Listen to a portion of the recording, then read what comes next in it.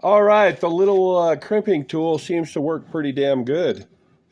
Uh, get the cable all set up, wrap it with aluminum. I don't have any copper to wrap the cable with, but I have some real thin gauge aluminum. I'm wrapping it up and I put it in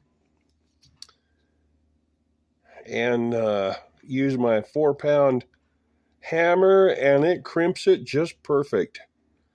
And we're going to be good to go for this welder modification. I'm getting going on it here.